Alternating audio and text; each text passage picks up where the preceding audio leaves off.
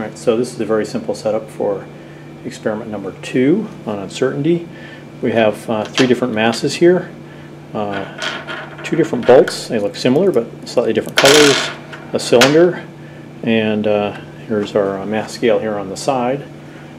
Pretty simple to use. Turn on and drop your mass on. Let's see if we can get it to zoom in there. That is about 15 grams for that one. Alright, so very simple to use. It does have a 0 on it. I recommend you do that if you're actually doing the lab. And the other thing we have here, of course, are these calipers, which pretty simple to use. Get it focus on there, on-off button, and you should see that the scale will appear in, this is now millimeters, and if you find that it's on inches, just push this button. You don't want to use inches, you want to use MKS, SI units, so just switch it back to millimeters. And you'll notice here that the jaws are closed, these move, but it actually doesn't say 0, so you always want to start by zeroing the calipers with the jaws closed, and now it says 0 and we're all good to go. So if we want to measure, say, one of these blocks, say the thickness of this particular one, let's see if we can get this around here so you can see it. That is 6.49 millimeters, and I'm just pressing very lightly. In fact, if you use this thumb screw here at the end, just very lightly press against it, you should be able to slide the object in and out of the jaws. And you can see that it's making some difference there. That, of course, last digit there is only 10 micron scale.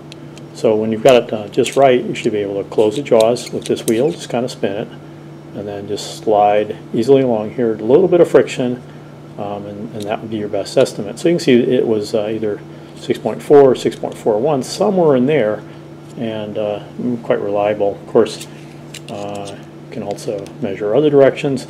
Do be careful of the ends of the calipers. They're very sharp. If you happen to drop these, just let it go, and don't try to get your hand in there. You might get cut by these. And here's another one.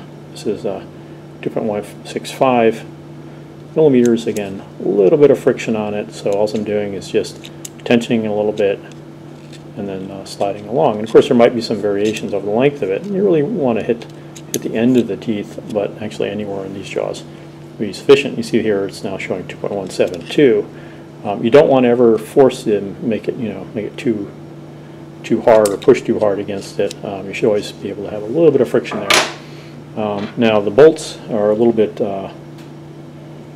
harder to do because they have threads on it. I don't know if we can get it to focus on that or not. And for that, I recommend, you can't really use the knife edge jaws here because you can get into the threads.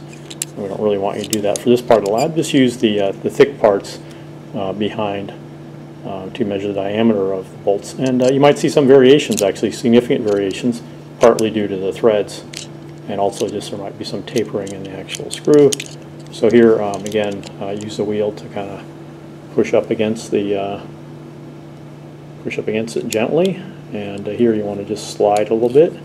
Make sure that you're not forcing it or anything, and that there's a little bit of friction there, and that's 60 millimeters.